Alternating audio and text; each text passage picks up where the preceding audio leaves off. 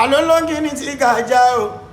lẹ́gúnlé olóńgì ní ti gàjà o ojú mi ti tólé ojú mi ti tóko ṣẹ́rí nílé àgọ́dọ̀ ojú tẹ́lẹ̀ tv ṣó ní kẹ́ máa wò nílé ojú tẹ́lẹ̀ tv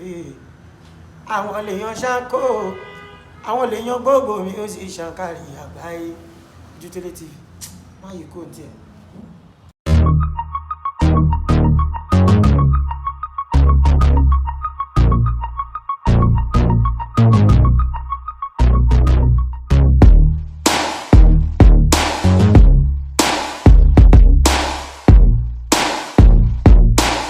A wà pẹ̀lú ọba wa ní Ipokia ní ìpínlẹ̀ Ògùn, kábíyèsí ọba Olúṣọlá Ọláníyan Ìlúfẹ́milóyè onípòkíà àti Ipokia. Kábíyèsí ẹ kí àwọn ará ilé sà. Ẹ ṣé olóòtú, mo kí gbogbo ẹ̀yin ará ilé pé a kú àṣepọ̀ ọdún èmi wá ṣọ̀pọ̀ ọdún láyọ̀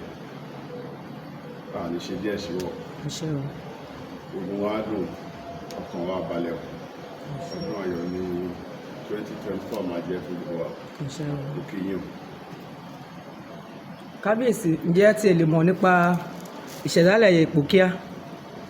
Ibo ni ìlú ìtì orúkọ yẹn gangan? Ipokia ìlú àtijọ́ ni láti wà ó ti ṣe díẹ̀ they take back to where the 14th-15th century ṣùgbọ́n ní ṣókí àwọn baba ńlá wa tí ó tẹ̀lé Ipokia dó wọ́n wá láti ìlú kan tí wọ́n ń pè ní òkun pèmí òjìnà sí àjàṣẹ́pò ṣùgbọ́n bí ìtàn ṣe sọ àwọn tí wọ́n tẹ̀bí dó ó ní ohun tó ṣẹlẹ̀ tí wọ́n fi kúrò ń bẹ̀ bíbọ̀ tí wọ́n ń bọ̀ tó fi jẹ́ pé ibi ni wọ́n dúró sí wọ́n yà lọ́nà káàkiri bí wọ́n ṣe yà lọ́nà a gbọ́ pé ìlú Èkó ni wọ́n kọ́kọ́ dé sí ọba àkọ́kọ́ tí wọ́n jẹ níbẹ̀ Adélé ni wọ́n kó pẹ̀ kò pẹ́ náà lẹ́yìn ọdún díẹ̀ ìyà èdè ṣẹlẹ̀ wọ́n tún kúrò ń bẹ̀ wọ́n tẹ̀síwájú a gbọ́ nínú ìtàn pé nígbà tí wọ́n ń bọ̀ Ifá ni wọ́n fi ń ṣe atọ́nà wọ́n dẹ̀ ń bọ̀ pẹ̀lú àwọn òrìṣà kan tí Ògún jẹ́ lára àwọn tó àwọn ìpínlẹ̀ Yorùbá lè ní òrìṣà ńlá ni òrìṣà Ògún jẹ́ àwọn òrìṣà míì kan nígbà tí wọ́n jẹ ọba àkọ́kọ́ yìí tí ó dàbí pé èdè àìyedè ní tó ti wà tipẹ́ ni ló máa jẹ́ ìwọ ló máa jẹ́ ìṣẹ̀lẹ̀ láàrin àwọn baba ńlá wa láyé ìgbà yẹn wọ́n wá kúrò ń bẹ̀ àwọn kan dúró ń bẹ̀ wọ́n tún tẹ̀ sí àdúgbò kan bí tí wọ́n ń pè ní Túkúrú ìgbìmọ̀ sí Bàdágì wọ́n tún jẹ ọba ńbẹ̀ ọba bíi méjì wọ́n mú iye sọ lẹ́yìn tí ọba yẹn náà tún gbèsè ìjà ilé tún dé wọ́n dẹ̀ tún bí Ifá ń sọ fún wọn pé ibi tí ẹ̀ ń lọ ẹ̀ tí ìdébẹ̀ ò ní ṣókí àwọn kan kú mbẹ náà àwọn kan tó wá síbi wọ́n wá sọdá wá síbi tí a mọ̀ ní Ipokia lẹ́nu bí tí mo ń lọ gan ni pé tẹ́ bá tẹ̀lé ọ̀rọ̀ mi bí wọ́n ṣe ń bọ̀ ní aáwọ̀ ìṣẹ̀lẹ̀ láàrin wọn táwọn kan ń dúró tí àwọn kan ń bọ̀ tí àwọn kan fi débí ọ̀pọ̀ wa tẹ̀bí tó jẹ́ àwọn tó jẹ́ gbòógì láàrin wọn ibi tí Ipokia ti jẹyọ nìyẹn túmọ̀ Ipokia ni òpó kọ ara ẹ̀ sílẹ̀ ẹ̀rọ pé mo sọ pé ọmọ òpó ni wọ́n òpó obìnrin ni wọ́n ti kú tí kò jìnnà púpọ̀ sí àjàṣẹ́pò la fi máa ń ṣe ọdún òpó so ìtumọ̀ Ipokia ni òpó kọ ara ẹ̀ sílẹ̀ wọ́n kọ ara wọn sílẹ̀ lókìkí wọn ẹ bá wo bí táwọn ìbọ̀kọ́ sí nínú akáì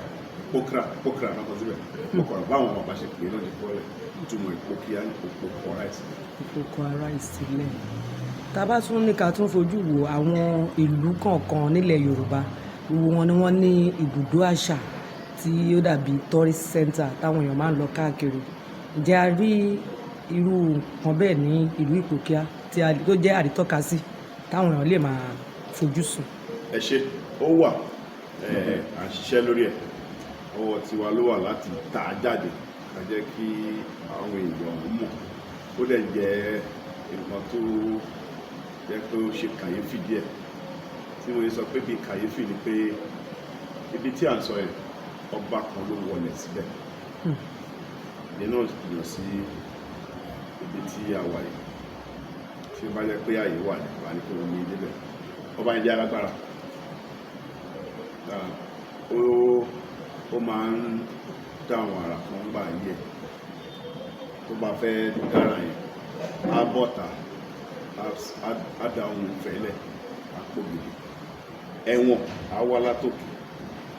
ọba yẹn á lè di ẹ̀wọ̀n yẹn mú á sì lọ sókè á lọ ṣe ìfẹ́ ṣe á rẹ̀ padà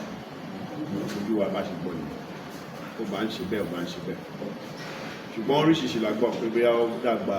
ọ̀fẹ́ kó kúrò lórí oyè kò ṣá bàbá bọ̀ bàbá ò lọ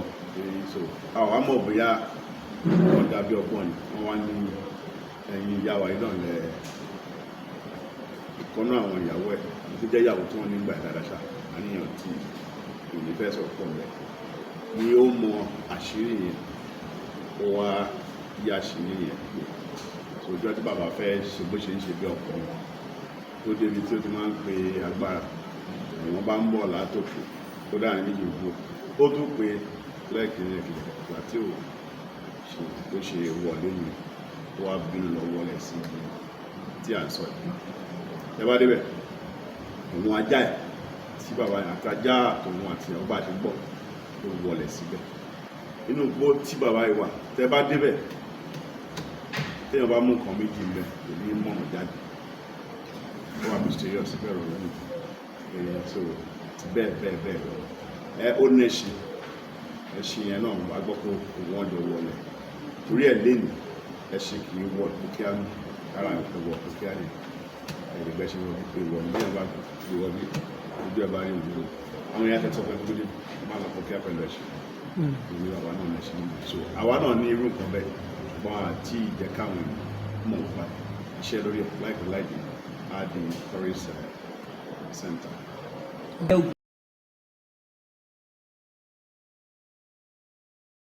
Hey, thanks for watching this video. Subscribe on our YouTube channel. Subscription is free.